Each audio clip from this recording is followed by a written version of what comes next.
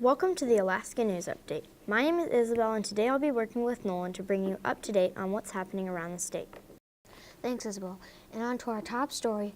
Students from Mrs. Hickox's 3rd, 4th, and 5th grade class in Girdwood have been doing some skiing at Glacier Creek while monitoring water quality.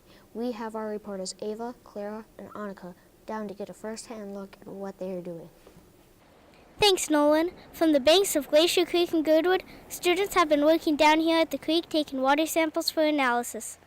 I've asked some students to come and talk with us to explain why. We're trying to figure out if Glacier Creek is healthy or not. Our valley is one big watershed, and all creeks eventually flow right here into Glacier Creek. The snowmelt that comes from the mountain is the water we drink, and it's also the water that all plants and animals need to survive. Let's go talk to those students to see what kind of tests they're doing. So what kind of tests are you doing to see if it's healthy or not? First, we measured the temperature, pH, dissolved oxygen, and fecal coliform. All of these measurements help tell us if the creek is healthy and if organisms can live in the creek. What other tests are you doing? After that, we take samples of macroinvertebrates. Macroinvertebrates are little aquatic bugs that live on the bottom of the creeks, and some of them are very sensitive to pollution. If you find a lot of them in Glacier Creek, then that is a good sign. Very interesting. Sounds like you students have a lot of work to do out here. Well, we do. And fortunately, we are working with a representative from the Anchorage Waterways Council, a group in Anchorage that works to monitor and protect the local waterways. Matt, what part do you play in all of this? The Anchorage Waterway Council monitors creeks all around the city, and part of my job is to help teachers educate students to help take care of their watershed. This valley is our own watershed. It is unique because the Chugach National Forest, which is the 2nd largest national forest in the whole country. Obviously, there are a lot of reasons for these students to be checking on Glacier Creek. Back to you, Isabella and Nolan. Interesting things happening down there in Girdwood, and now we have Clara with some test results. Thanks, Isabel. The students have some disturbing findings to report. I have Phelan and Dessa here to report the most recent results. Well, we just got our results back from the fecal coliform test, and they were positive. Positive is good, right? No, positive mean that there is fecal coliform bacteria in Glacier Creek. That's not good at all. What does that mean? What are you going to do? Well, the first thing we need to do is to do the test again to make sure we didn't make any mistakes. After we get the results from the second test, we'll have to think about what to do next. Well, thanks for sharing those results with us. Let's go to Annika, who's standing by with a scientist who can help us understand all this.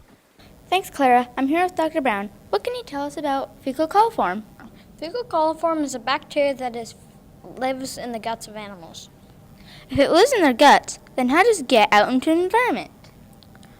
All things that live in your gut eventually come out of your body as waste. In other words, it comes out in poop. Okay, so we're talking about poop here? Yes, we are talking about poop. And poop in the water is bad, right? Yes, poop in the water is very bad. What does this mean for Glacier Creek and all the animals that live here? As you know, all waterways are connected, and everything that in an ecosystem depends on everything else. If one part of the food chain is affected, then everything else in the food chain is affected too.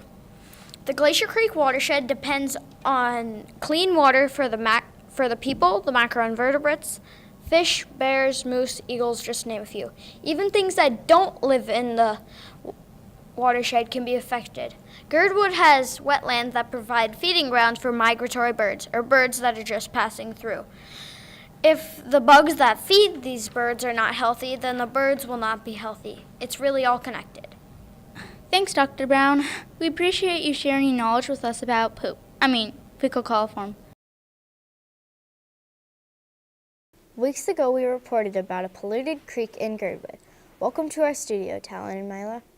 Well, it's been several weeks since you found fecal coliform in your local creek. Have you found the source yet? We talked about what could be causing the problem, and one thing we know for sure is that Girdwood has lots of dogs, and not all dog owners are picking up their dog's poop. Since this might be part of the problem, our class has decided to make a commercial about cleaning up after your dog. We hope that people in Girdwood will watch you and see how easy it is to scoop the poop and to keep our watershed clean and healthy. Let's take a look at that right now. Hey, what is that thing? You haven't heard? Parks and Rec has these poop bag stations all over Girdwood. Thanks for restocking the poop bag station. It's really handy when you forget your own bag. Do you always scoop your dog's poop? Of course, I wouldn't want bacteria getting in our waterways. Besides, scooping the poop is easy. Just scoop, flip, and tie. Remember to scoop the poop to keep our watershed healthy and clean. Nice job, students. I think you got your message across loud and clear. I hope your community gets a handle on the poop problem. Girdwood is a beautiful and unique spot in Alaska, and I think we all want it to stay that way. That's our broadcast for tonight. We'll see you here again tomorrow.